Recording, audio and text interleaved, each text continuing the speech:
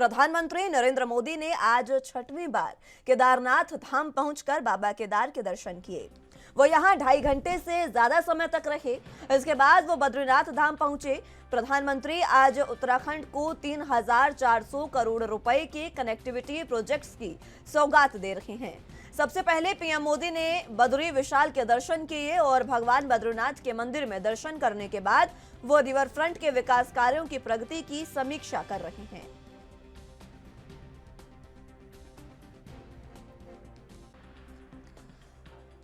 तो तस्वीरें आप देख सकते हैं, बद्रीनाथ धाम प्रधानमंत्री नरेंद्र मोदी पहुंचे हैं और यहां पर वो रिवर फ्रंट के कार्यों की समीक्षा कर रहे हैं। उससे पहले प्रधानमंत्री जब केदारनाथ धाम में थे उस समय भी उन्होंने श्रमिकों से संवाद किया था और ये संवाद काफी अहम रहा था। इस संवाद को बीजेपी ने श्रमेव जयते का नाम दिया था और ये एक ट्वीट किया गया था जिसमें ये कहा गया था कि श्री केदारनाथ धाम के पुनर्निर्माण में योगदान देने वाले श्रम साधकों से संवाद करते हुए श्रमेव जयते का नारा दिया गया था। अब प्रधानमंत्री बद्रीनाथ धाम में हैं, उन्होंने पूजा अर्चना यहां पर की है और इसके बाद वो रिवर फ्रंट कार्यों का समीक्षा करेंगे, वहां का निरीक्षण करेंगे। आपको बता दें कि यहां पर गोविंद घाट को हेमकुंड साहिब से जोड़ने वाली 2 नई रोपवे समेत कई परियोजनाओं का शिलान्यास प्रधानमंत्री ने किया है और ये प्रधानमंत्री की अपार भक्ति बाबा भोलेनाथ के प्रतीक है, बाबा केदार, बाबा बद्रीनाथ के प्रतीक है, जो वो इस तरीके की विकास परियोजनाओं की सौगात आए दिन आप कह सकते हैं कि लगातार जब भी वो केदारनाथ में आते हैं तभी या फिर उत्तराखंड में आते हैं तो कोई ना कोई सौगात जरूर वहां को देकर जाते हैं। और बात ये भी है कि अलग अलग जो नाता है प्रधानमंत्री का वो बाबा महाकाल से रहा है। चाहे आप किसी भी दिन की बात कर ली और दिवाली से पहले 5 दिन का अज्ञातवास जो है वो भी प्रधानमंत्री यहाँ पर लगभग पहले कर चुके हैं।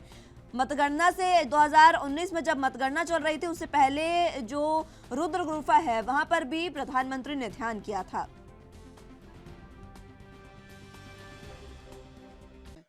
मोदी जी जो हैं पूरे भारत के तो अपनी जगह नेता ही हैं। हम इनको विश्व गुरु देखना चाहते हैं। भारत रत्न की जगह इनको विश्व रत्न का जब तक पद नहीं मिलेगा तब तक हम लोग चैन से नहीं बैठेंगे। और मोदी जी बहुत धार्मिक विचारधारा के हैं। भारत के अंदर पहले ऐसे प्रधानमंत्री आज़ादी के बाद हुए हैं जो पूरे देश के लिए, विश्व के लिए लड़ रहे हैं। जैसे देख रहे हड़ाहड़ हो रही है यहाँ पे, वो एक अच्छी बात है। और जैसे कि मंदिर को सजाया गया है और मेरा ये फर्स्ट टाइम है यहाँ पे। मैं वैसे केदारनाथ जाते रहता हूँ दिवाली के दिन, बट ये फर्स्ट टाइम मैंने एक एडवेंचर मतलब ट्राई किया कि देखो बद्रीनाथ भी ट्राई करते, तो बद्रीनाथ के लिए आया था मैं, तो बहुत अच्छा लग रहा है। चलिए, तो इसी बीच इस वक्त की बड़ी और अहम जानकारी आपके टीवी स्क्रीन पर बता रहे हैं आपको। ये बड़ी और अहम जानकारी इस वक्त की अरुणाचल प्रदेश से, जहां पर सिंगिंग के पास ALH हेलीकॉप्टर क्रैश हुआ है। ये अहम जानकारी आपको बता रहे हैं। तूतिंग मुख्यालय से 25 किलोमीटर दूर ALH हेलीकॉप्टर जो वो क्रैश हो गया है। आपको बता दें कि ये जो हेलीकॉप्टर है अरुणाचल प्रदेश के सिंगिंग के पास ये क्रैश हुआ है। ALH हेलीकॉप्टर ये बताया जा रहा है जो क्रैश हुआ है।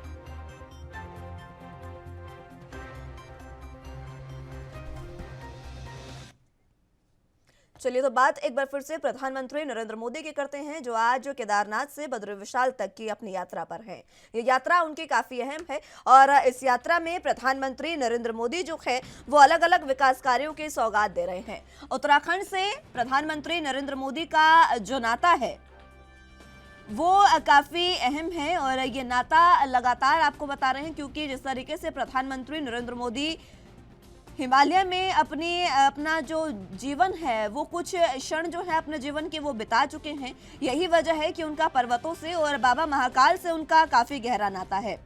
चाहे फिर महाकाल लोक की बात हो, महाकाल मंदिर का जीर्णोद्धार हो या फिर काशी विश्वनाथ का जीर्णोद्धार और केदारनाथ धाम का पुनर्निर्माण प्रधानमंत्री के कर कमलों से हुआ, तो ये जो चीजें हैं वो जताती हैं कि प्रधानमंत्री किस तरीके से बाबा महाकाल के प्रति समर्पित हैं।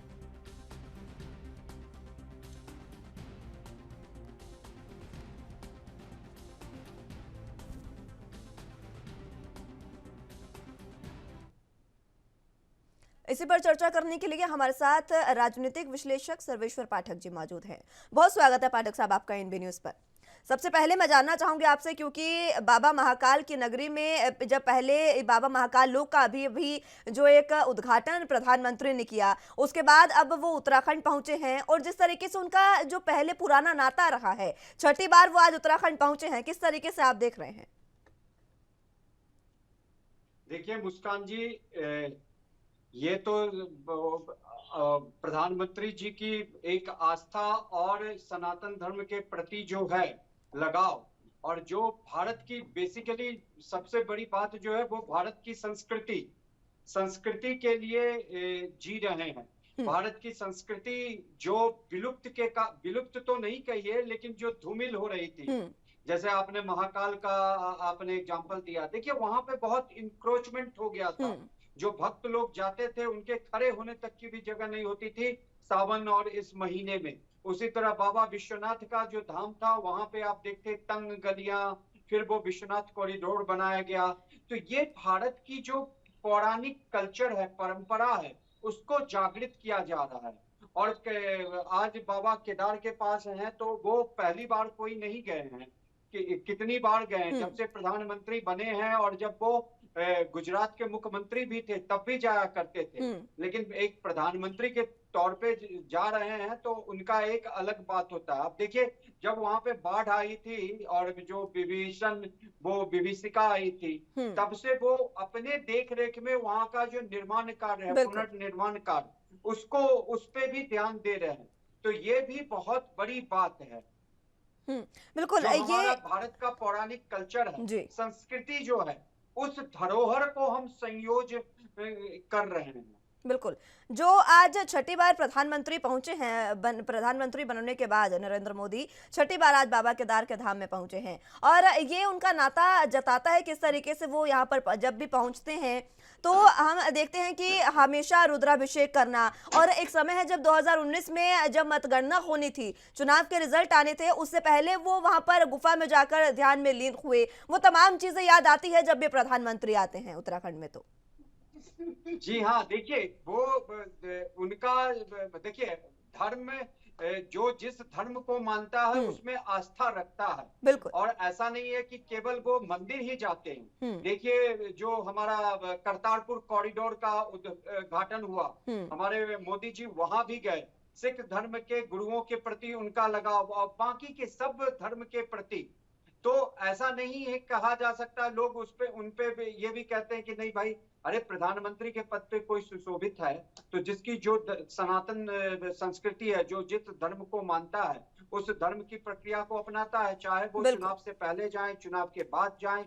भगवान का आशीर्वाद आप पे, हम पे, आपके सभी दर्शकों पे बना रहे। तो लोग इसके लिए किसी भी तीर्थ स्थान पे जाते हैं, और जिस तरीके से हमारे तीर्थ स्थानों को कैप्चर किया गया था, वहां पे मतलब समझिए इंक्रोचमेंट, और इससे टूरिज्म को बढ़ावा मिलता है। बिल्कुल। आप बिलीव करिए या न करिए, जिस तरीके से बाबा विश्वनाथ कॉरिडोर का निर्माण हुआ और वहां पे आप एक डेटा देखेंगी तो जिस तरीके से टूरिस्ट की संख्या में इजाफा हुआ है, वो पहले की तुलना में अप्रत्याशित वृद्धि है। उसी तरह अभी महाकाल की नगरी उज्जैन में जो वो कॉरिडोर बना है, उसमें भी आप देखेंगी कि जो टूरिस्ट की संख्या है उसमें अप्रत्याशित वृद्धि होगी।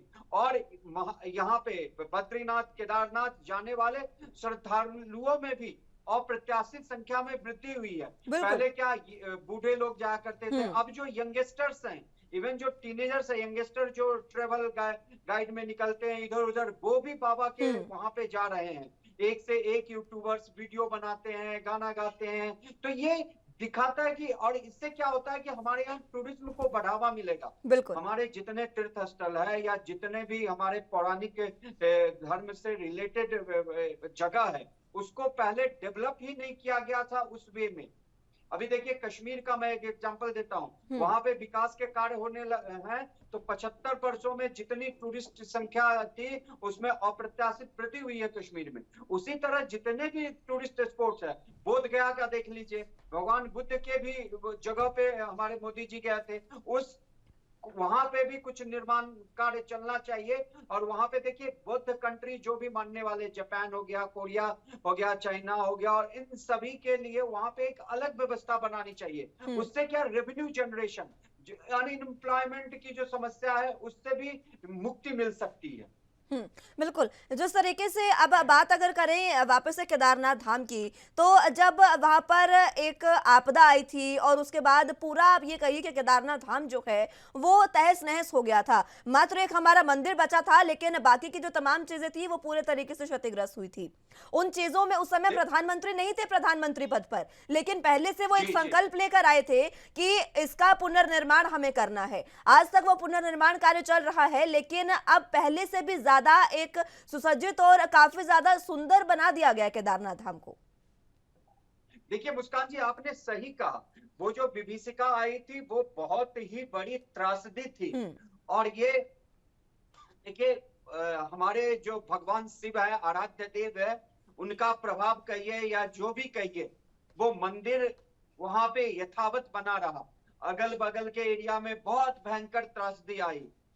और जो उत्तराखंड का वो जो एरिया है वो नेचुरल कैलामिटीज इस सब के लिए जाना जाता है, तो वहां पे कभी भी इस तरीके की समस्या उत्पन्न होती है। लेकिन फिर भी जिस तरीके से वहां पे निर्माण कार्य किया जा रहा है, हम्म। लोगों को यात्रा को सुगम बनाने के लिए जो कार्य हो रहे हैं वो बहुत ही सराहनीय कदम है। बिल्कुल। देखिए बीजेपी का ये अगर आरोप लगता है कि भैया आप केवल हिंदू धर्म की जगहों को ये कर रहे हो, ऐसा नहीं है। मैंने सिख धर्म के लिए भी आपको कहा, बौद्ध धर्म के लिए भी कहा, जैन धर्म के लिए भी जाते हैं, मुस्लिम के भी एक जो फंक्शन हुए थे उसमें वहां पे गए थे। तो जो ओवरऑल डेवलपमेंट है, भारत की जो संस्कृति है वो सनातन संस्कृति है। और ये केदारनाथ धाम, बद्रीनाथ, ये सब हमारे 4 धाम में आते हैं। बिल्कुल। और ये पूरे भारत वर्ष के लोग वहां पे आते हैं। और मान लीजिए जो विभीषिका हुई उसमें तहस नहस हो गया, अगर पुनः निर्माण होगा, अच्छे तरीके से होगा, तो जो मैं बार बार कह रहा हूं कि जो टूरिस्ट, जो तीर्थ यात्री आते हैं उनको भी सहूलियत होगी, वहां के स्थानीय लोगों को रोजगार मिलेगा। बिल्कुल। जो जिस मान लीजिए जो कोई दुकान लगाता है फूल का, प्रसाद का, रुद्राक्ष का, मतलब जो भी वहां पे जो खाने का या रहने का, तो उन सबों के रेवेन्यू में कितना इजाफा होगा और स्टेट की इकोनॉमी भी बढ़ेगी। तो इसलिए जो जो तीर्थ स्थान है, जो जहां पे इस तरह की अव्यवस्था है या नेचुरल कैलामिटी से हो गई या लोगों के द्वारा इंक्रोच करके उसको एकदम तंग गलियां बना दिया गया, वहां पे अगर बढ़िया तरीके से डेवलपमेंट किया जा रहा है तो दोनों दो लाभ हो रहे हैं। एक तो सुगम बनाया जा रहा है, इजली लोगों के प्रवेश के लिए जगह, और अगर कुछ ऐसी अप्रत्याशित घटना न हो तो स्पेसियस हो। दूसरा एम्प्लॉयमेंट जनरेशन होता है। मान लीजिए वहां पे कोई बैठ के फूल ही बेच रहा है, कोई प्रसाद की दुकान लगा लिया, कोई रुद्राक्ष की माला, और ये डिफरेंट जो भी तीर्थ स्थल पे मिलते हैं, क्योंकि जो श्रद्धालु आते हैं तीर्थ स्थल से बहुत सी चीजें, जैसे महिलाएं होती है, चूड़ी हो गया, बिंदी हो गया, सिंदूर, ये तीर्थ स्थल से लेके जाती है और प्रसाद स्वरूप वितरण भी करती है। तो उससे क्या होगा कि एम्प्लॉयमेंट भी, मतलब जो समस्या है बिल्कुल। वो भी, उस अनएम्प्लॉयमेंट की समस्या से भी हम निजात पाएंगे और स्टेट की इकोनॉमी भी बढ़ेगी। अगर स्टेट की इकोनॉमी बढ़ रही है, राजस्व का लाभ हो रहा है स्टेट को, तो सेंटर को भी राजस्व मिलेगा। और हम देखिए भारतवर्ष में क्या है, इतनी अच्छे अच्छे जगह है, आप नॉर्थ ईस्ट चले जाएं, इतनी सुंदर सुंदर जगह है, अगर उसको ठीक तरीके से डेवलप किया जाए और टूरिस्ट अच्छे हो। जैसे हमारे यहाँ को लोगों में क्या है, चाहे लोग श्रद्धा से आते हैं मंदिर में, लेकिन एक बात बताता हूँ, दूध चढ़ाते हैं, पॉलीथिन मंदिर के प्रांगण में ही फेंक के चले जाते हैं। तो लोगों में ये भी भावना आनी चाहिए कि हमारा जो पवित्र स्थल है उसको वो तस्वीर सामने आई थी अभी सर्वेश्वर पाठक जी, जिस तरीके से आपने कहा, तस्वीर सामने आई थी जब केदारनाथ यात्रा की शुरुआत हुई थी, जब कपाट खुले थे केदारनाथ धाम के, उस समय यात्रियों की संख्या जैसे जैसे बढ़ी तो वहां पर कूड़े के ढेर लगने शुरू हो गए थे। वो तस्वीरें भी सामने आई थी उस समय। जी, ये जो है ना, लोगों में जनमानस में अभी भी वो नहीं आ पाया है स्वच्छता अभियान का। चाहे भाई हमारी धर्म है, हमारा संस्कृति है, हमारा पवित्र जगह है, अगर हम वहां पे पॉलीथीन में सामान ले जाते हैं, आपके पास पॉकेट है, आप उसमें रख लीजिए, वापस लेके आ जाइए। क्या जरूरत है कि मंदिर के प्रांगण में फेंक देना? फेंकना भी है तो हर मंदिर के प्रांगण में डस्टबिन लगा रहता है, आप उसका यूज करिए। तो ये सब जो चीजें हैं लोगों में जागृत करना पड़ेगा और हर एक लोग को जितने भी सनातन संस्कृति को मानने वाले, जितने भी सनातनी है, उन सभी को आगे आना पड़ेगा। केवल ये सरकार का दायित्व नहीं होता है। सरकार का दायित्व ठीक है, मूल सुविधाएं जो है उनको बढ़ावा देना, लेकिन आम जनता का, हम जाएं आप जाएं, ये हमारा कर्तव्य बनता है, ये मुस्कान जी का कर्तव्य बनता है बिल्कुल। कि उस परिवेश को, उस स्थल को स्वच्छ रखा जाए। अगर मान लीजिए कोई गंदगी फैला भी दिया तो हम वहां पे श्रम दान करके उस गंदगी को उठा के कूड़ेदान में डालें, और जो ऐसा करता है उन भक्तों को, श्रद्धालुओं को मना भी करे। और प्रधानमंत्री जी का देखिए, कोई भी फंक्शन में जाते हैं, मैंने एक बार देखा कि उन्होंने दीप प्रज्वलित किया, हाथ में तेल उल लग गया होगा तो उन्होंने टिश्यू पेपर से अपने हाथ को पोंछा, अपने पॉकेट में डाल लिया। तो ये सब जो चीजें हैं, ये दर्शाता है कि वो कितने ही इस चीज को लेके मतलब बहुत ही ये है कि ये स्वच्छता जो है हमारा परम कर्तव्य होना चाहिए। बिल्कुल। आज एक बात ये भी कर लेते हैं, क्योंकि अब विकास कार्यों की सौगात भी मिल रहे हैं उत्तराखंड को।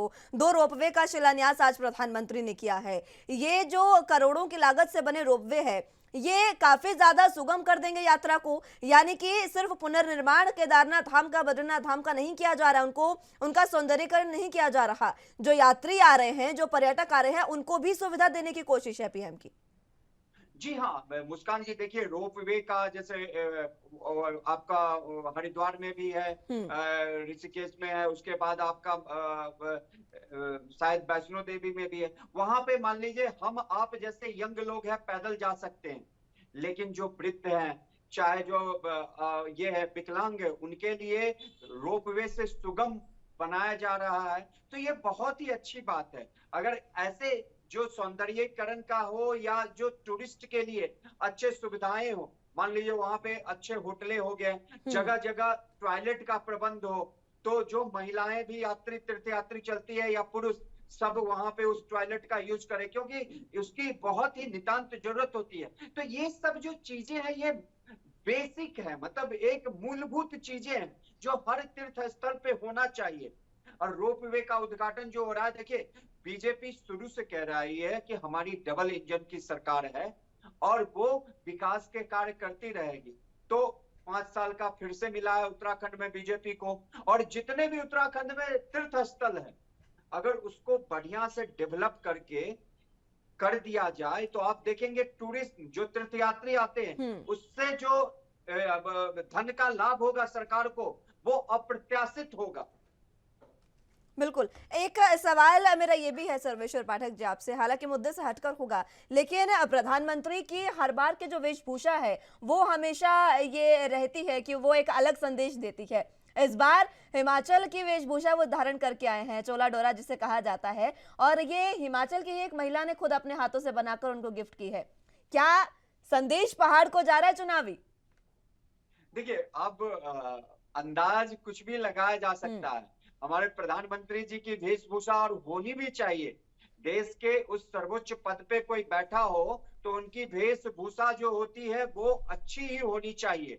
और देखिए उस महिला की कितना आनंद आ रहा होगा, वो अपने आप को कितना मतलब ये मान रही हो कि उन्होंने बनाया और उनका बनाया हुआ परिधान देश के प्रधानमंत्री जी पहन रहे हैं। तो ये वहां के लोगों में भी एक संदेश जाएगा कि जो लोकल चीजें हैं, वो लोकल चीजों को बढ़ावा देने के लिए, ये अगर अभी हम कह सकते हैं, और जितने भी लोग हैं यही कहेंगे कि हिमाचल में चुनाव है इसलिए उन्होंने वहां का परिधान पहना है। लेकिन हमारे प्रधानमंत्री हर समय, इवन लाल किले के प्राचीर से भी उन्होंने कहा था कि हर व्यक्ति जो खादी का 1 कपड़ा 2 कपड़ा अपने घर में रखे और हर मतलब जितने भी है उसका उपयोग करे। तो ये इससे क्या होगा, जो खादी ग्राम उद्योग है उसमें काम करने वाले लोगों को बढ़ावा मिलेगा। तो उसी तरह जो ये जो परिधान है इसको बनाने वाले जो हिमाचल प्रदेश में है उसको बढ़ावा मिलेगा, लोग उस परिधान को ज्यादा खरीदेंगे। वो एक हिमाचली टोपी भी होता है, वो भी बहुत फेमस होता है। आप देखेंगे अनुराग ठाकुर जी या बहुत सारे नेता जो हैं वो टोपी को पहनते हैं। और हर राज्य का, हमारे भारतवर्ष में यही सबसे बड़ी खूबसूरती है कि हर राज्य का खान पान, हर राज्य की संस्कृति, हर राज्य का परिवेश और परिधान अलग अलग है। बिल्कुल। और ये अपने आप में एक बहुत ही अच्छा संदेश देता है और हर के परिधान की खूबसूरती अलग होती है। और अगर आप उस परिधान में जब पहनेंगे तो अपने आप को एक अलग रूप में देखेंगे। अब देखिए मनाली में जाते हैं बहुत सारे लोग, तो जो हनीमून कपल्स होता है, मैं बात को कहीं और ले जा रहा हूँ, वहां का एक ट्रेडिशनल परिधान होता है, वो पहन के फोटो खिंचाते हैं। तो ये सब जो चीजें क्या होगा, उससे लोकल जो मैन्युफैक्चरर्स हैं, जो लोकल लोग इस वृत्ति में शामिल है, इस उद्योग धंधे में, उनके प्रोडक्ट्स बिकेंगे, उनको आमदनी होगी, तो देश का ही संस्कृति भला को होगा। बढ़ावा एक तरीके से मिलता है। संस्कृति के साथ साथ जो छोटे, जो स्मॉल एंड मीडियम इंटरप्राइजेस कहिए, ये लोग स्मॉल एंटरप्रेन्योर्स होते हैं, उद्यमी होते हैं, इनको बढ़ावा मिलेगा। और अभी देखिए मेक इन इंडिया कैंपेन चल रहा है। अभी गुजरात में डिफेंस एक्सपो लगा है और उस डिफेंस एक्सपो की सबसे बड़ी बात है कि वहां पे केवल make in India equipments and जो मैन्युफैक्चरर्स है उस डिफेंस एक्सपो में भाग लिया है। तो इससे एक संदेश क्या जाता है कि हम अपने यहाँ ज्यादा से ज्यादा चीजों को निर्माण करें, उसका उपयोग भी करें। देखिए बाहर की देशों जो है भारत को एक बाजार के रूप में देखता है। बड़े बड़े जो मार्ट आ रहे हैं यहाँ पे, क्यों आ रहे हैं? क्योंकि यहाँ पे संभावनाएं है, हमारी पॉपुलेशन इतनी है, कंजम्पशन इतनी है, सप्लाई है यहाँ पे ज्यादा और डिमांड भी ज्यादा है। तो उसी तरह अगर लोकल परिधान को प्रधानमंत्री पहन के, हिमाचल के प्रधानमंत्री मतलब परिधान को पहन के आज बाबा का दर्शन कर रहे हैं, तो ये लोगों में एक आनंद आएगा और उस परिधान को खरीदने के लिए बहुत सारे लोग कौतूहल होंगे। और वोकल फॉर लोकल को बहुत ज्यादा ये आगे बढ़ावा देगा। बहुत बहुत शुक्रिया पाठक साहब आपका हमारे साथ जुड़ने के लिए और तमाम अहम चर्चा हमारे साथ करने के लिए।